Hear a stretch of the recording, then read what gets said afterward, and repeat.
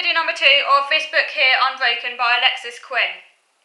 So, upon receiving her autism diagnosis, she was sent to an autism unit, or an autism hospital. Now, at first, the autism place seemed fine. On the outside, it was in a lovely rural setting, but inside, it was completely different. But Alexis, she was under the misinformation as it turned out, but she strongly believed that it would be good for her. She was free now, she was not on a section. As I say, she kept on being re-sectioned and then unsectioned, but at this point in time, she was now not on a section, so theoretically she was free. And she asked to go out, as had happened the first time when she went to a hospital. She asked to go out, because, she was informal, but she was told she couldn't. And so she escaped. And then she was caught by police, and then she was sectioned again, and she was put on loads of medication again with horrendous side effects, and it was said to be in her interest or her safety and for the protection of other people. Now, as it says on page 166, most in the unit have learning disabilities and are being abused, but don't realise it. And yeah, it's shocking. It's been on the news quite a lot in the UK. As if you are in the UK, you're probably aware of this. I don't know how it's like in other countries, but certainly in the UK, there's been the most horrendous abuse of people, particularly those with learning disabilities, in so-called care homes. Of course, they're not care homes at all, really. They're torture chambers. This book is, a real indictment of the system, and it's absolutely shocking. It's like One Flew Over the Cuckoo's Nest. I don't know if any of you have seen that film or read the book, but it reminded me of that. But I mean, in the 21st century. And obviously, if someone's got a learning disability, they could be abused and not even aware of it. I mean, Alexis, was aware of the situation, of what was happening. Not that that makes it any easier. If anything, can make it even worse. And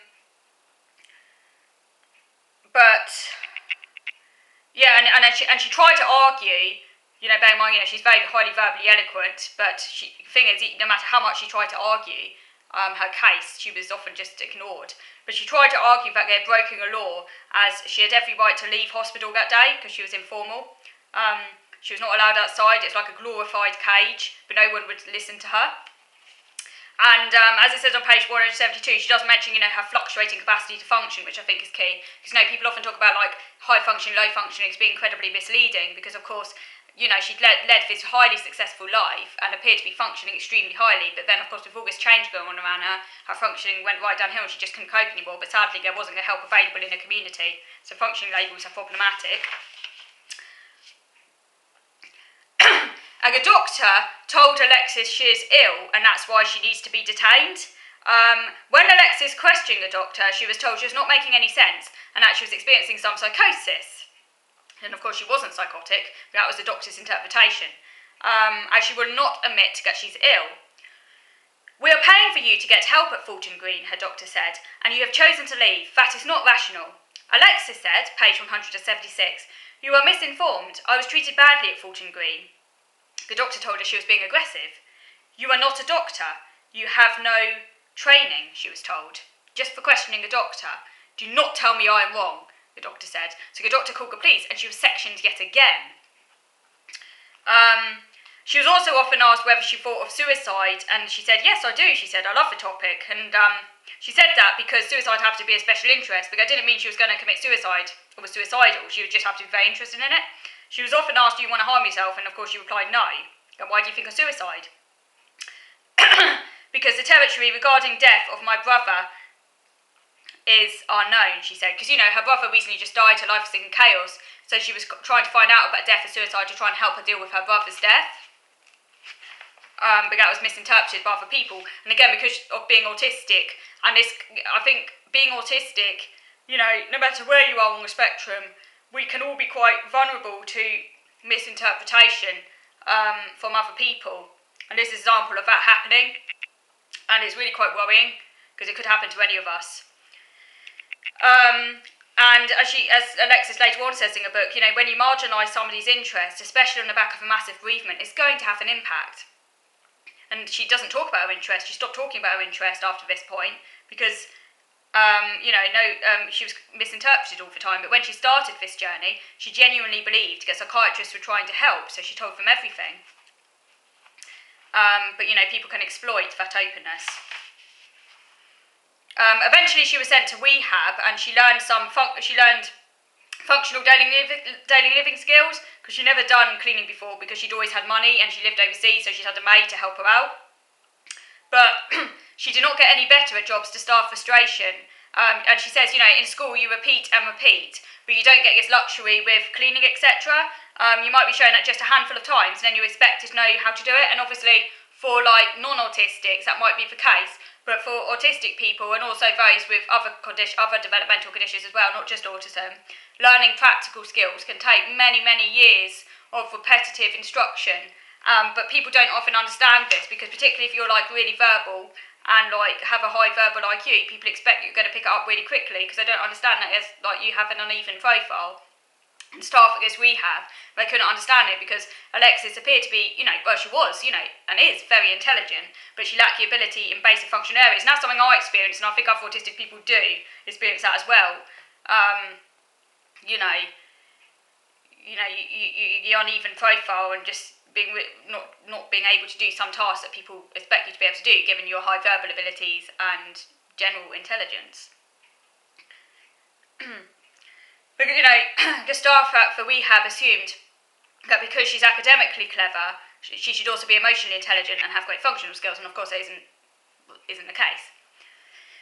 Now, it just so happened that she had one of her friends who used to be an ex-GP, a neighbour friend, explained to Alexis that she is failing to mind read the rehab doctor's thoughts, because the doctor thinks that Alexis is suicidal, and that's why Alexis is still in section, and Alexis does not understand, as she has explained that she isn't suicidal, but she didn't get the doctor might think that because of the sort of what she was talking about with regards to interest. And obviously that's something that happens time and time again. I think for most autistic people, we misunderstand things because it's not good. We can't access other people like that, and that can make us prone to being exploited and stuff. And this is an example of that.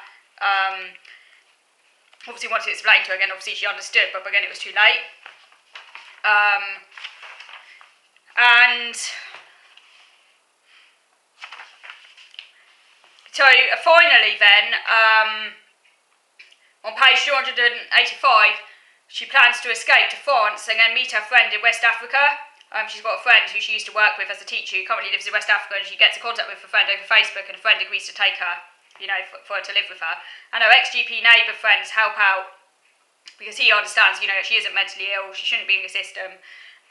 And he says, you can't fight these people, you can't fight huge institutions with all that power, money and invested interest, so you have to basically just, escape is really the only option. Now, her neighbours were breaking the law by aiding her escape from the section, because, they could potentially have been prosecuted. She got a ferry at Dover, and she tossed her wristband, which was a medical alert band, into the sea, which is quite a kind of symbolic gesture of liberation. Of course, once she was in France, the authorities go outside of UK jurisdiction, so she was outside of the authorities' command or control in this country. Because the doctor was planning on sending her again to secure unit, which is why she fled. It was she literally was at the end of her tether by now. So she went to her friend's house in Africa, who used to be a colleague, and she had to come off all these drugs, and of course completely cold turkey, and they all had horrendous side effects. But she tried to get her section removed via Skype on tribunal, but they still refused to take her off the section, even though by this point, she'd got a job, she was raising her daughter single-handedly, but they still insisted that she was mentally ill. I think eventually she did manage to get her section removed. I'm not entirely sure, because she was obviously on the news and stuff, but she says she still doesn't feel safe in this country, because at any time she has this fear that it could potentially pounce on her again. She sort of feels she's not safe here, and that, she experiences, trauma from what happened, flashbacks.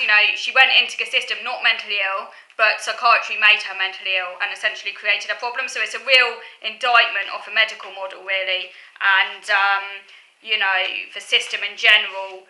And obviously UK mental health hospitals have been shown to be falling far below acceptable standards of care and human rights, as there's been numerous reports on it. She criticises, the biological explanation for mental disorder that is seen to be faulty, and that you put medication for life, seen as a drain on society and dangerous, when people are really just responding to horrendous circumstances the best way they can, and often aren't even mentally ill in the first place, but there's no real help in the community, and obviously there needs to be far more resources. So, she advocates really here for the social model. We need to understand the whole person, not a single story.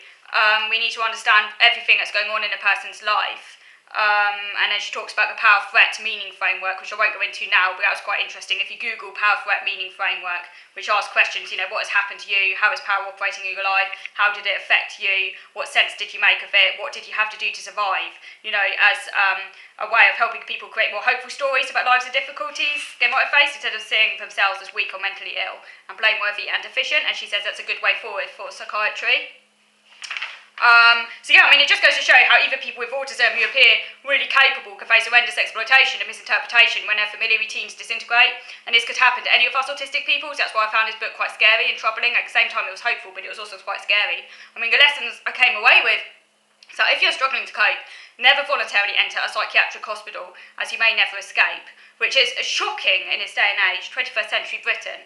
A harrowing read, and many, of course, will not have the necessary means or support to escape the system, as Alexis did. Her story has a hopeful ending, though, as it shows the way forward. We need more support in the community, and medication should not be the first line of treatment. Alexis was never mentally ill. She was just responding or coping in her own way to awful circumstances.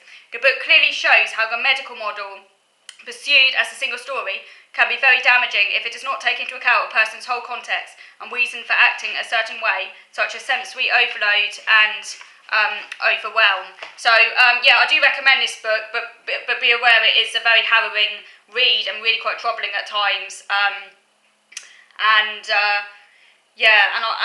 seriously, to think this happens in 21st century Britain is just absolutely shocking. It's worrying. It could happen to it could happen to any of us. It could happen to me. It could happen to you. It could happen to any of us, no matter where you are on the spectrum. This could happen. So quite scary, but I just think this book should be read by as many people as possible, because people need to be aware of what's happening, and we need to try and stop this from happening. So anyway, quite dark subject matter today. I'll try and talk about something a bit lighter next week, but I hope you enjoyed watching this video, and do please leave your comments below, and I'll put a link to this book in the comments box below as well, so if you want to, you can go and check it out. Okay, so thank you for watching.